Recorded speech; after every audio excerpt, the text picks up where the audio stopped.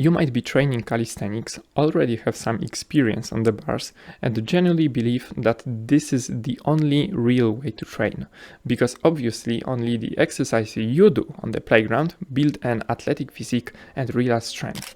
Your opinion on the gym? Lifting weights makes zero sense. It's unhealthy, and like, what's even the point of bending your arms for bicep curls? It's not functional, whatever that's supposed to mean. On the other hand, maybe you are a hardcore gym rat and you absolutely do not understand calisthenics. You think it's impossible to build muscle with bodyweight exercises and that anyone who trains without weights is a skinny stickman. Or maybe you are a complete beginner who's just getting into strength training and you are stuck between two words: calisthenics, which everyone says is healthier, or the gym, which is insanely popular right now. In this video, I'll answer a few spicy questions, like which is better, calisthenics or the gym?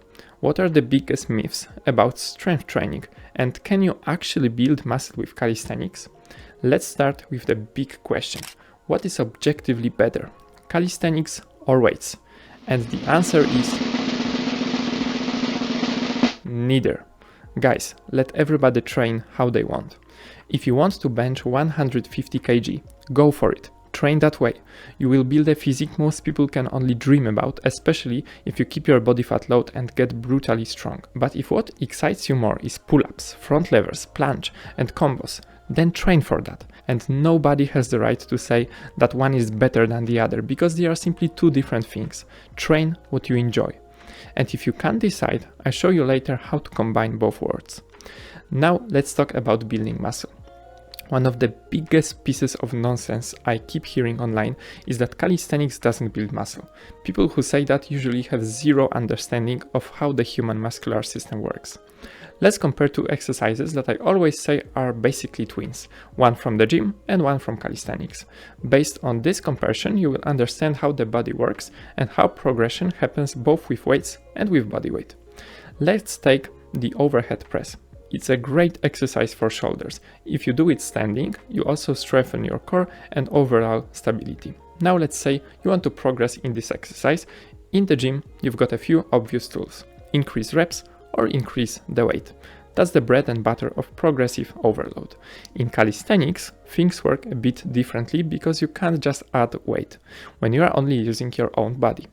The equivalent of adding weight in calisthenics is moving to a harder progression, and the calisthenics equivalent of overhead press is the pike push-up. If pike push-ups are too hard, you can do them with band assistance, same way you can do regular push-ups with a band. Later, you do the regular pike push-ups, and when you hit, for example, 15 to 20 reps easily and you want to work more in the low rep strength range, you can rise your feet onto an elevated surface, and eventually you work your way toward the proper handstand push-up against the wall. Here's the most important point about muscle gain. Your muscles do not care whether you are lifting a barbell or lifting your body weight. The only thing that matters is the stimulus, the rep range, and whether you are training close to failure. If you do a bodyweight exercise for 5 to 12 reps and you push close to failure, you will build muscle, period. That's how the human body works. And in calisthenics, technique matters even more. Every time you improve the technique of a movement, that itself is a form of progressive overload.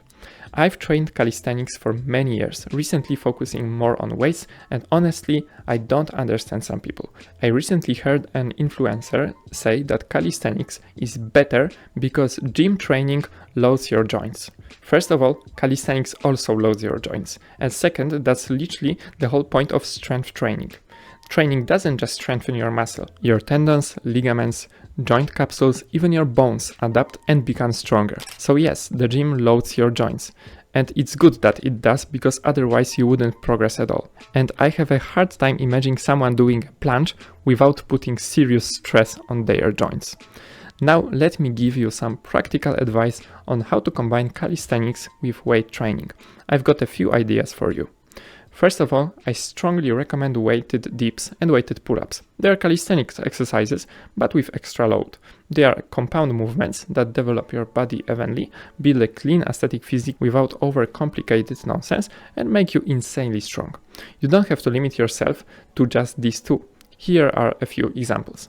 I personally train weighted pull-ups and weighted dips twice a week, and after that I move on the forearm training, focus on arm wrestling. Recently I've stepped away from pure calisthenics elements, but people I coach often train 3 times a week, with 2 sessions dedicated to dips and pull-ups, 1 session heavy, the other session speed focused or technical, strengthening weak points, and the rest of the training they spend on elements they enjoy: legs, back lever, human flag, muscle ups, whatever they are working on. The key is a well-structured plan, and once you have it, you can absolutely combine everything.